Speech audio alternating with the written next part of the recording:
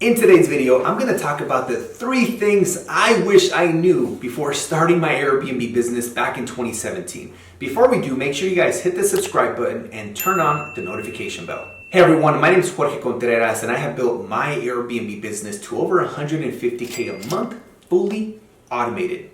So let's talk about those 3 things I wish I knew. The first thing that I wish I knew is that I should have automated things from the beginning. I wish somebody would have told me. Why?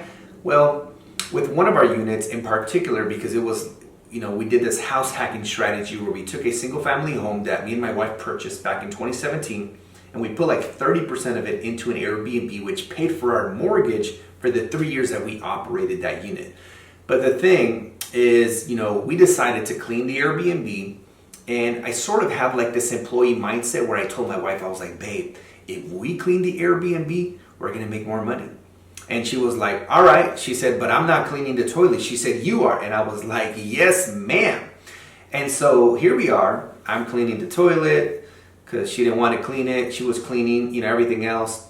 And man, it was draining. But the point is, we spent so much time. And there was times where like we were super tired from maybe traveling. And then we'd come home to clean the Airbnb. And what I realized is that we were operating with a very 9-to-5 employee mindset, right? That employee mindset has a limiting belief of if I want it done right, I have to do it myself. Or the second one is, if we clean it, we'll make more money. We had a little bit of both. So I wish I would have learned this earlier because again, it just was not a good experience. I just wouldn't recommend it to anybody.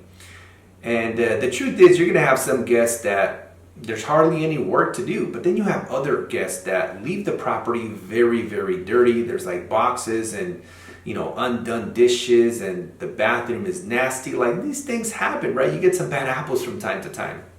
And so what we did eventually, right, is we hired somebody to start cleaning it. And what we realized is that by hiring and delegating the cleaning, it freed up those 2-3 hours that it would take us to clean it, and it allowed me to go and find my next Airbnb. But again, I didn't know what I didn't know. I was doing the best I could with what I knew, but what I knew was limited. And that's why watching videos like this or learning from people who already have successful businesses is extremely important, because then we don't have to make all the mistakes ourselves. So that's really the first thing is I wish I would have learned at an earlier time to not run the business like a 9-to-5.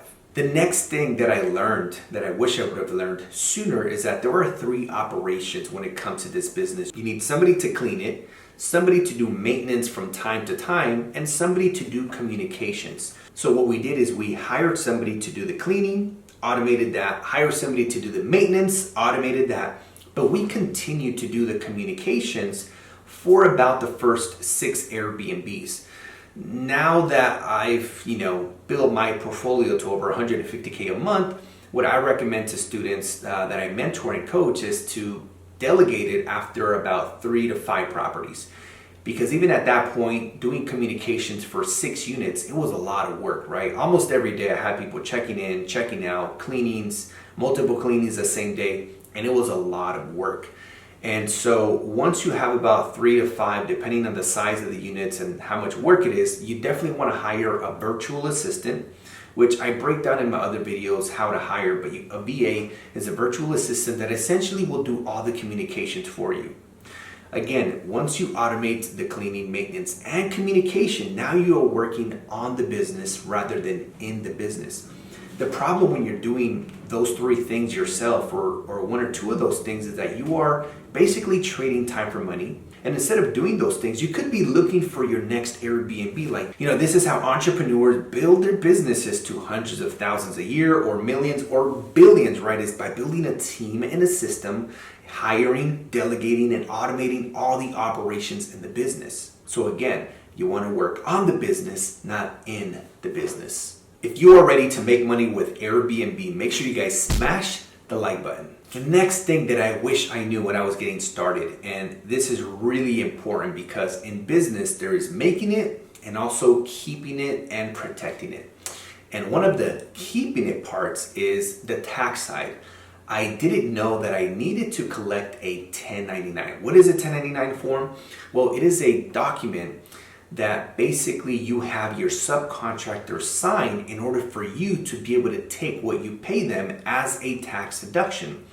So whenever you pay somebody $600 or more in a calendar year, meaning from January 1st to December 31st, if you pay them during that time period $600 or more, you need to have them sign a 1099 form in order to use what you pay them as a tax deduction.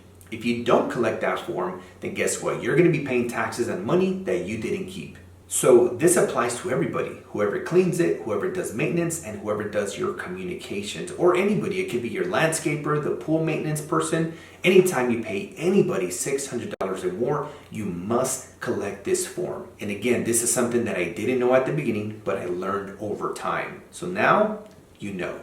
If you are ready to build a 10K a month automated Airbnb business in 90 days or less without owning real estate, I invite you to click on the link down below in the description. You'll be able to book a free 15-minute consultation with my team to see if we can work with you. With that being said, guys, make sure you guys check out one of my other videos here. I also have some playlists where you can find specific things you want to learn. And make sure you guys also follow me on my Instagram and check out my podcast on iTunes. With that being said, see you guys on the next video.